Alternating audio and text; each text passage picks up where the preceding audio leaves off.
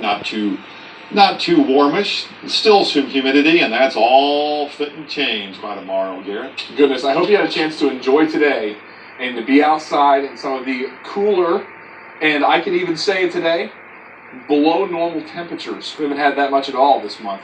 We picked up 6,500 to about 6/10, a little more than a half-inch of rain in Fayetteville.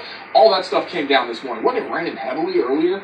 We could still use a little bit more rainfall. It was 85 degrees today in Fayetteville. 89 is the normal temperature. The record 108, that was back in 1954. 54 was a hot year. So was 36 for Fort Smith when it was 110.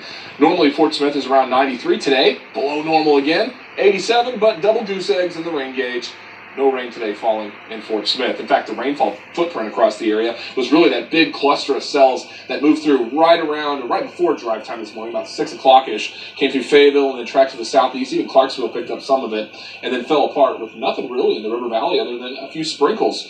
Right now, we're not tracking any heavy showers out there. The big story is going to be the chance of rain shifting from over us to farther northeast, and it's around this ridge of high pressure that's spinning clockwise. That clockwise ridge of high pressure is also responsible for taking all that Gulf moisture and pushing it west into the desert. It's a seasonal reversal of winds. Look at all that rain out there across Arizona, New Mexico. It's monsoon season for them. That wind reversal has brought all that moisture to the west, but for us, as the ridge builds in, we don't get any of that good deep moisture. In fact, a ridge of high pressure is actually sinking air, not rising air. Rising air gives us storm. Sinking air gives us severe clear and a lot of heat. That ridge will be front and center for the next 2 days. The next 2 days should be the hottest of the next 7. Heat advisories are in effect both Thursday and Friday. And unlike before, where it was just a handful of counties, whole place is under heat advisories tomorrow. Heat advisories get issued if the heat index will be over 105. And in some places tomorrow at about 4 or 5 o'clock, I think the heat index could be as high as 110 to 115. So take care of yourself if you're going to be outdoors both Thursday and Friday afternoon. That's really that critical time. Check out temperature, 79 in Rogers, still reasonably cool out there, 75 in Fayetteville. It's mild and warm in Fort Smith at 80, but it's not 110 or anything like that with the heat index. Hour by hour, this is how it's going to play out. We're going to wake up tomorrow morning to about 73 and no rain showers. Meteorologist Joe Pennington will be in with any changes to the forecast. We should be close to 96 in Fayetteville and Bentonville at 1 o'clock, so around lunchtime it's already going to be simmering. In the River Valley, at about 1, we could be close to 98. If we hit 100 degrees tomorrow in the River Valley, and I think we probably do, it's probably going to happen right around 3 in the afternoon. Super duper hot weather.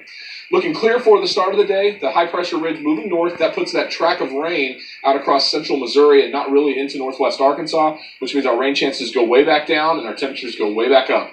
Highs in the mid to upper 90s for the next 2 days. Lows in the 70s. That ridge should wobble a little bit this weekend to drop temperatures maybe 3 or 4 degrees. Probably not much. Not enough to notice, though.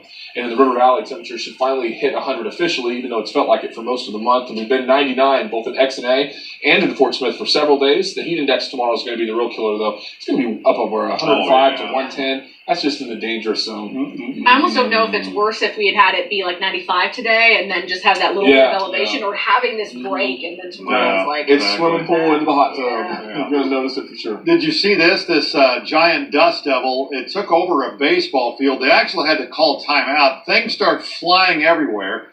Whipped up tents, chairs, and crossed close to a youth baseball championship game. Everybody just pretty much stopped and watched. Woman who shot this video says it lasted for about 30 seconds, then just disappeared. No real damage was caused, and no one was hurt, but it was an experience they say they will never forget. And with the hot temperatures, everyone